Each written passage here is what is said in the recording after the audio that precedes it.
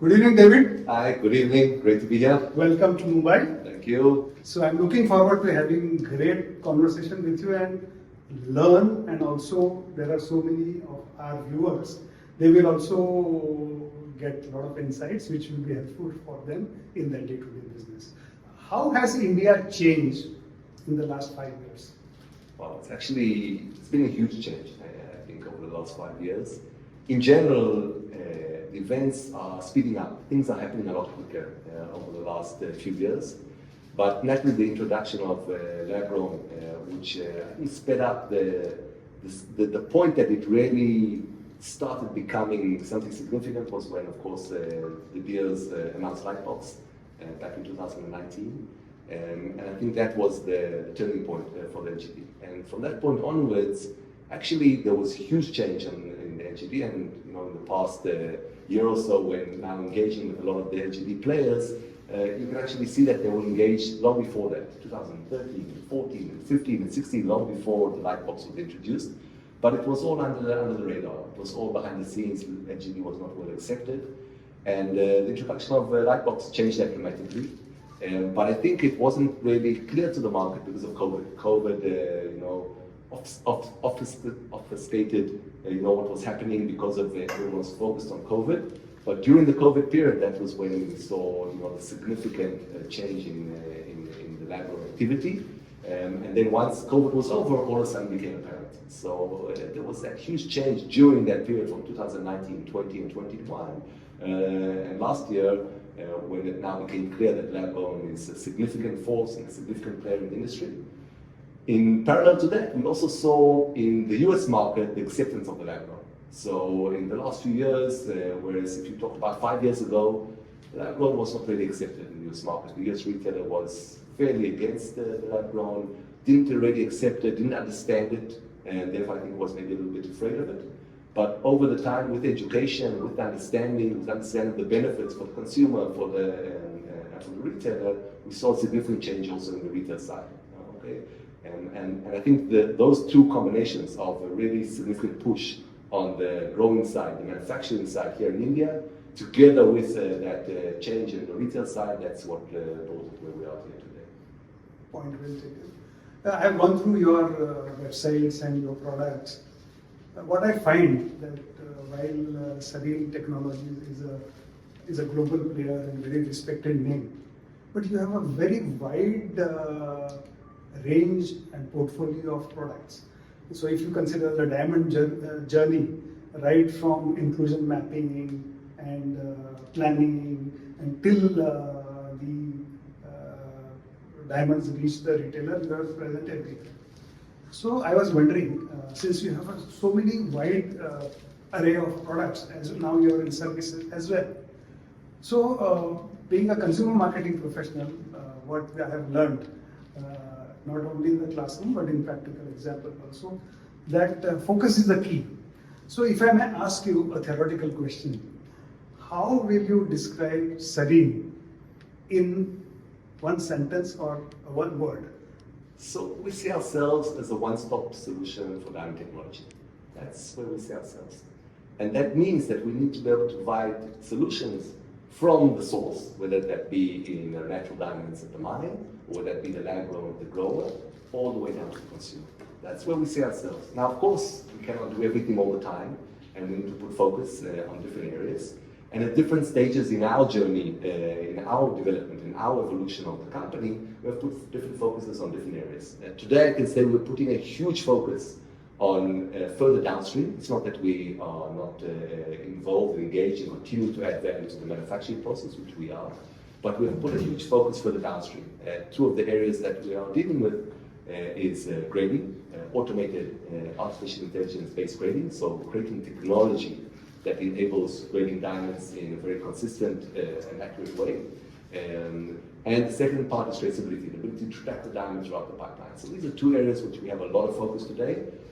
Both of them are relevant for natural diamonds. I think on the lab-grown diamonds, the grading is much more significant because in lab-grown diamonds, you need a very cost-effective solution for grading. You need very quick, very consistent, and I always say grown by technology and graded by technology. So it also fits the narrative of lab-grown diamonds. Correct. So you are absolutely right that if you consider either a man-made diamond or a mined diamond, the production process is exactly the same. Very similar. Yeah, the natural diamond and lab-grown diamond, if you see the prices, a lab diamond will cost significantly less. It's a fraction of the cost of a mined diamond. So your machines, they need a huge capital expenditure and investment from a grower or a manufacturer as well as a cutter, all across the spectrum. So I was wondering if you have done any product innovation, technological innovation, which will bring down the cost of investment for the lab-grown fragility. If you have that, please share. Absolutely. So no doubt there is a big difference in the cost of the raw material, and the product is at a lower price point, and therefore it's clear that the technology also needs to be at a lower price point. And we've actually invested a lot of time and money and development in adapting our products for the lab-grown segment, whether that's products in the manufacturing segment in order to plan and manufacture the diamonds. So we have much lower cost products in order to serve that market. And also in the grading segment, naturally grading in the lab-grown segment, the report cost needs to be significantly lower, and we're significantly lower in terms of the report price. Because of the fact that we use technology, we don't need expensive manpower, expensive people, graders that we need to train, have very high salaries. It's all based on technology. And therefore, we can actually provide a very high level, high quality grading report at a very low cost. So you recently acquired, I think 6 months ago, GCAL. And do you have any plans to offer the services of GCAL to India? Absolutely. This is exactly our plan. GCAL, especially in the lab-grown segment, not only, but especially in the lab-grown segment, have a very strong brand position in the US market. Naturally, today, the US market is the main market for lab-grown diamonds. And therefore, we look for a way, how can we provide our grading technology that would be also accepted by the US retailers. And GCAL, because it's so accepted by the US retailers, was exactly a perfect match for Serene, and that's why earlier this year we announced that we're acquiring GCAL, and today it's part of the Serene Group. On the other hand, GCAL always had a challenge in how to expand and how to grow. Because of their philosophy that they want to keep and maintain quality all the time at a very high level, they never expanded beyond a single grading lab. And why? Because the moment you start creating additional grading labs in different locations around the world, you lose a lot of your control over quality, because it's very difficult to maintain quality in different locations by different teams. Grading manually is not consistent. Therefore, the combination of GCAL with their very strong brand recognition in the US market, together with the technology that enables us to put the technology at different factories anywhere around the world, especially here in India, enables us to create a win-win situation for both sides. So actually, we are currently, during my visit here in India this week, we've been discussing with a wide range of the different lab-grown manufacturers and growers how to utilize the technology for grading in the factories while utilizing the strong GCAL brand for the US retailer. So yes, we will be issuing grading reports based on our technology and the GCAL grading brand. We actually rebranded it to GCAL by Serene. Yeah, I have seen that. What I like about GCAL's positioning is they don't call themselves the report which they come. It's not a grading report, it's a grading certificate. Exactly. And they also give a guarantee, which is a very good thing. But I have also read on their website that they have no plans of opening offices apart from the US. So if I understand correctly, all the grading will be done e-grading, right? Yes, correct. So in terms of expansion of labs, again, I'm not sure that there's not a need, because not everyone maybe has the need or ability to acquire the technology. So maybe for very small customers, there will be a need for additional grading labs. But the objective is to actually create a virtual grading lab in every client. So think that that's how we look at the e-grading, basically using the technology, putting the technology at the client. The client then will scan the diamonds, we capture the data required for grading, it goes up to the cloud, and then we're able to grade it using our AI-based grading algorithms. So think of it creating, rather than the typical lab that what people have grown to know over the last years, think of it like a virtual lab in every client's factory. Okay, I want to understand one thing. I understood the concept totally. Let's say you want to do e-grading, a manufacturer wants to do it, or a retailer wants to do it.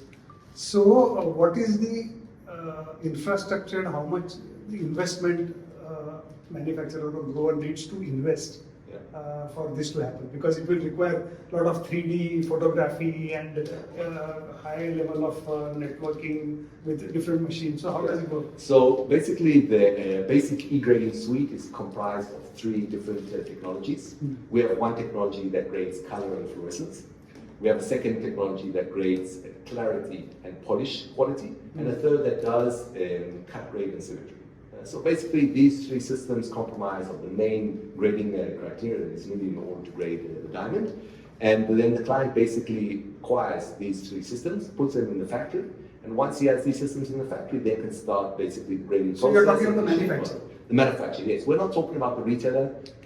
Because it's a chain, so manufacturer will... So the objective is to get the grading done as early in the pipeline as possible. Also in terms of infrastructure and know-how, the manufacturer has a lot of know-how how to operate high technology, advanced technology, whereas in a retail environment, they don't want to have to deal with all sorts of advanced technology. They want to sell diamonds. So we look at grading the diamonds as early in the pipeline as possible, which basically means the moment the diamond is completed manufacturing, now let's grade that diamond.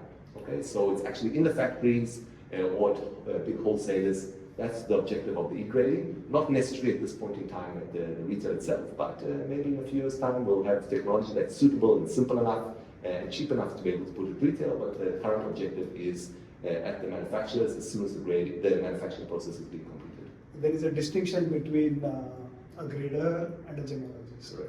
So how does it work? I mean, in how many cases? You said that the mechanical and repeatable process can be done by AI.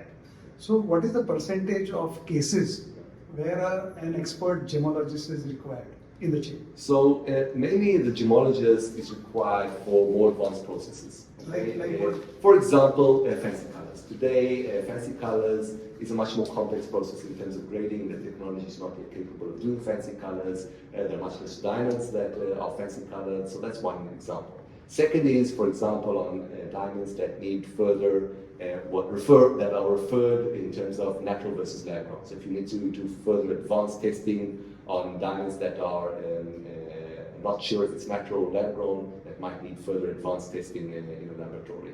So there are certain areas that definitely laboratories continue to have an importance. Naturally, technology starts with a certain segment of diamonds. So for example, today we're only doing round diamonds, but very quickly we'll be moving on to the fancy shapes and other categories. So I see that in the end, the technology will continue to develop and evolve. It's an ongoing process. It's not something that starts and ends today. I'm sure we'll see continued development of grading technologies over the years to come, bringing additional information. So for example, let's take milkiness, for example. Grading labs, they don't grade milkiness, but it's a very accepted parameter when trading polished diamonds. So we believe that we can develop technology that can grade milkiness, tinges, all sorts of subcategories of inclusions, or clarity. So for example, today, if a diamond is graded VS2, why is it VS2? Because I have a black spot on the table, because I have a small crack on the girdle, what is the reason? So all these subcategories that are very important in terms of the B2B trading of the diamond, but the grading labs do not provide this kind of information. So the technology, we believe, will be able to continue to evolve over the next years and provide very much significant additional value beyond what the typical grading is done today. So I will now relate it to my experience. I've been talking to a lot of manufacturers and retailers, and you are bang on. The demand from rounds is shifting very fast to fancy shapes as well as fancy colors. And fancy color, it's in the initial stages of takeoff. Because if you see a mined diamond, which is fancy color, the cost multiple is maybe 10x or 15x. Or 100x. Yeah, maybe it depends on how much you can charge. Whereas in the case of lab-grown diamonds, it is not much. So the cost of production would be almost similar or marginally higher. So there is a huge potential. Absolutely. Look, we are really running fast. We put a lot of our focus in the last year into lab-grown, focusing a lot on the segment because we believe there is a significant potential for technology to contribute and add value to the segment, and therefore we put a lot of our focus over there. On the other hand, we believe in quality technology. We're not just there to do it and do it quickly, but not a quality product. So naturally, we want to give the best product in the shortest time possible. And I think this is going to be a journey. It's not just today or this year or next year. Sarit's been in the diamond industry for over 35 years nearly today. And there's been continuing involvement and development. Even planning technologies, manufacturing technologies, which we introduced over 20 years ago. We continue to develop them today, we continue to improve them today. So I think the same we'll see with grading technologies. It's going to be a continuous evolution, a continuous development. But today, grading with technology is by far superior to manual grading. And I think that's the reason that we think that now is the time to introduce the grading technology into the market, both for lab grown as well as for natural, because it is today superior already. But it's going to get a lot better. A lot more information we'll be able to create. We do other things, for example, light performance, traceability, imagery, fingerprinting. So there's a lot more that we can do with technology and add value to the polished diamond. Very right.